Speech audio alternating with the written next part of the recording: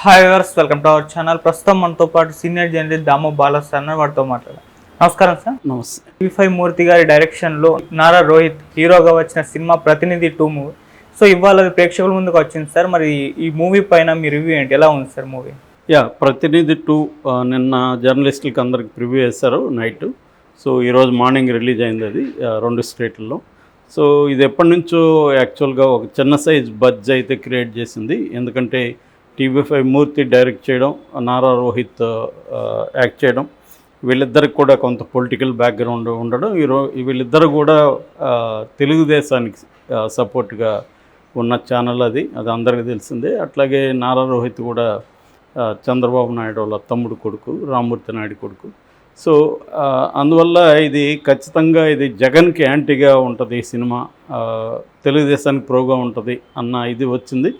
దాని తర్వాత ట్రైలర్ చూసినప్పుడు కూడా ట్రైలర్లో ముఖ్యమంత్రి చనిపోవడం, కొడుకు సీఎం కావడం అన్న ఇది చూసినప్పుడు ఇది జగన్కి సంబంధించిన స్టోరీ అనేది అందరూ అనుకున్నారు. బట్ నిజంగా అదేనా లేకపోతే వేరే రకంగా తీసాడా అనేది మనం ఇప్పుడు చూద్దాం. ఇది బేసిక్గా ప్రతినిధి అనేది నారా రోహిత్ సినిమాలో ఒక డిఫరెంట్ సినిమా. అది ఒక రియలిస్టిక్ పొలిటికల్ థ్రిల్లర్. సో దాన్ని పేరు చేసుకొని రెండోది వచ్చింది. బట్ దానికి దీనికి ఏం సంబంధం ఉండదు. ఇందులో నారా రోహిత్ హీరోగా చేశాడు. తర్వాత సిరి లెల్లా హీరోయిన్గా చేసింది. సప్తగిరి, జిషు షేన్ గుప్తా, సచిన్ కేడేకర్, తనికల బర్ని, అజయ్ ఘోష్, అజయ్, ఇలాగా కాస్టింగ్ అయితే మంచి కాస్టింగ్ ఉంది.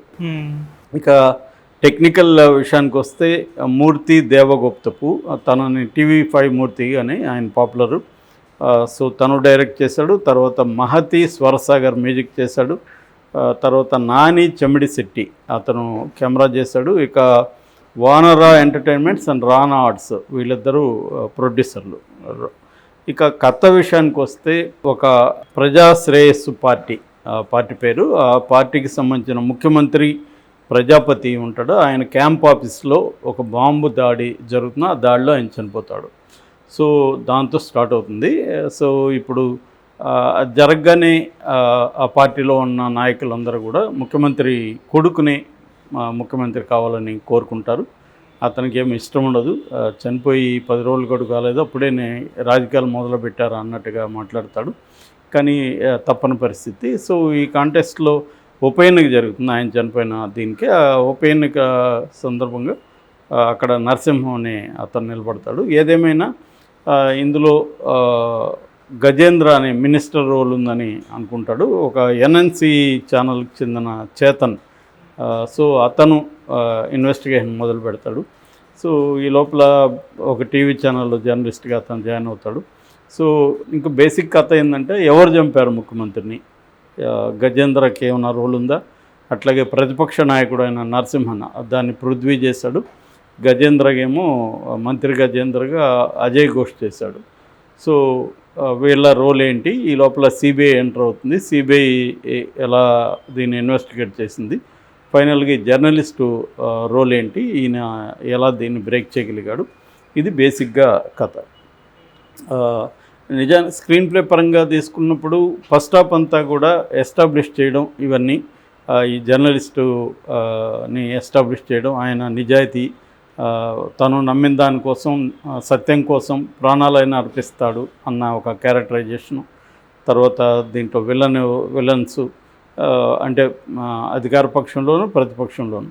సో ఇలా అంతా ఎస్టాబ్లిష్ చేసుకుంటూ తీసుకెళ్ళాడు. ఇంటర్వెల్కి ఒక మంచి ఇంటర్వెల్ ట్విస్ట్ అయితే ఉంది. జస్ట్ ప్రీ ఇంటర్వెల్ నుంచి కొంత ఇంట్రెస్టింగ్గా స్టార్ట్ అవుతుంది. అంతవరకు పెద్దగా ఏం మనల్ని ఆకట్టుకోదు. తర్వాత నుంచి సిబిఐ ఇన్వెస్టిగేటివ్ అంటే ఇంటర్వెల్ వరకేమో ఒక రియలిస్టిక్గా సంఘటనల కూర్పులాగా వెళ్తూ ఉంటుంది. అక్కడి నుంచేమో అది ఒక పొలిటికల్ ఇన్వెస్టిగేటివ్ థ్రిల్లర్ లాగా మారిపోతుంది సెకండ్ హాఫ్. అంటే హూ కిల్డ్ సీఎం అన్న ప్యాటర్న్లోకి వెళ్ళిపోయి ఇన్వెస్టిగేషన్ స్టార్ట్ అవుతుంది. సో అయితే స్క్రీన్ ప్లే నిజానికి మనం కథ వింటున్నప్పుడు సెకండ్ హాఫ్ చాలా ఇంట్రెస్టింగ్గా ఉండబోతుంది అన్నట్టుగా అనిపిస్తుంది. కానీ సినిమాలో ఆ ఎఫెక్ట్ లేదు. సినిమాలో ఫస్ట్ హాఫ్ కంటే సెకండ్ హాఫే డల్గా అనిపించింది. అక్కడక్కడే తిరుగుతూ ఉంటుంది వాళ్ళ ఇన్వెస్టిగేషను. ఆ సిబిఐని కూడా ఎఫెక్టివ్గా చూపించలేదు. ఇది సిబిఐనా అనిపిస్తుంది. దానికంటే కూడా మన లోకల్ లా అండ్ ఆర్డర్ పోలీసులు ఇంకా బాగా చేయగలరు ఇవాళ. ఎందుకంటే టెక్నాలజీ డెవలప్ అయినాక ఇన్వెస్టిగేషన్ అనేది కొత్త మెథడ్స్లో ఉంటుంది. కానీ సిబిఐ ఏంది ఇంత డల్గా చేస్తుంది అనిపిస్తుంది.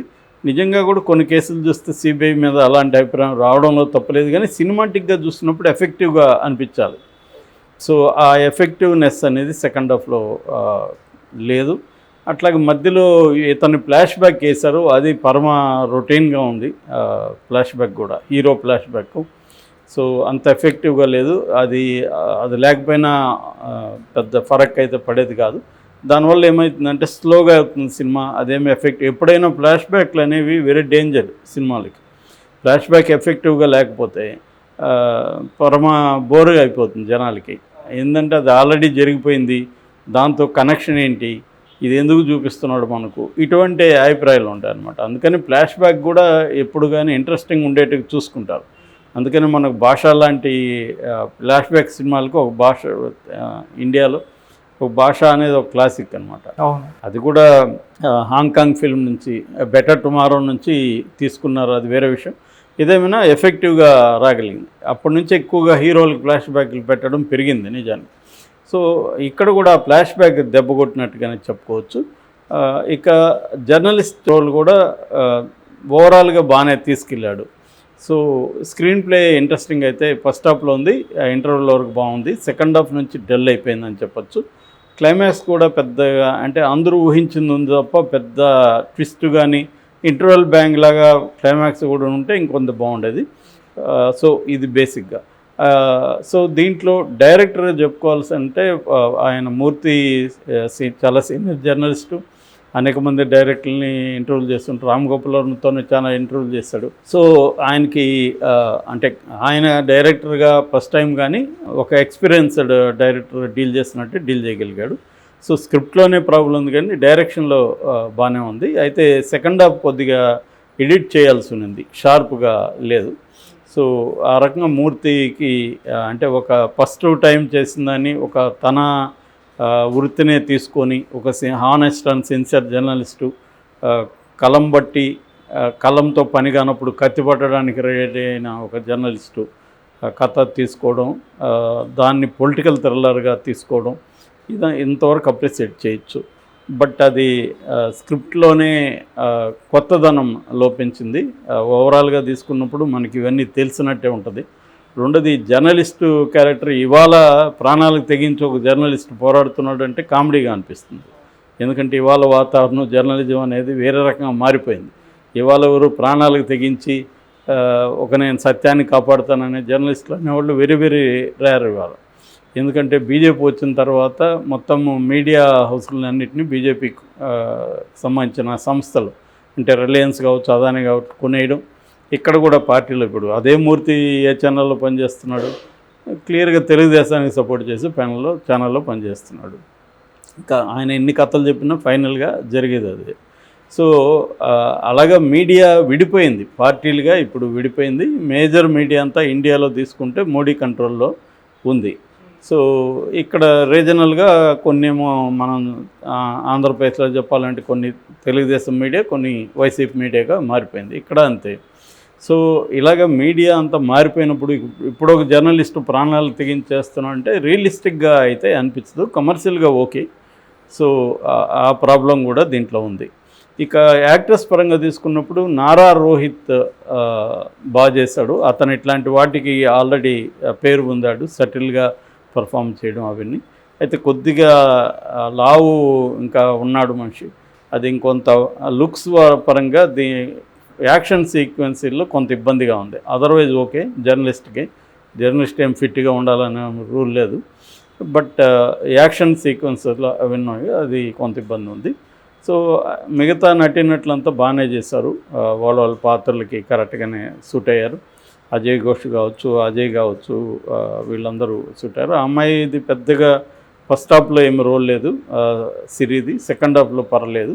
సో ఓవరాల్గా యాక్టర్స్ పెర్ఫార్మెన్స్ ఓకే. సో దీంట్లో బలాలు తీసుకుంటే కెమెరా వర్క్ ఒకటి బాగుంది, యాక్టర్స్గా పర్ఫెక్ట్గా సరిపోయారు. తర్వాత బ్యాక్గ్రౌండ్ స్కోర్ చాలా చోట్ల ఎలివేట్ చేసింది, కానీ కొన్ని చోట్ల వెరీ లౌడ్గా కూడా ఉంది, నాయిసీగా ఉంది. ఓవరాల్గా బ్యాక్గ్రౌండ్ స్కోర్ కూడా ఓకే. కెమెరా వర్క్ చాలా బాగుంది. అక్కడక్కడ ట్విస్ట్లు బాగున్నాయి, ఇంటర్వల్ ట్విస్ట్ కూడా చాలా బాగుంది. 2-3 సీక్వెన్స్ల పొగలో ఫైటు అట్లాంటివి బాగున్నాయి.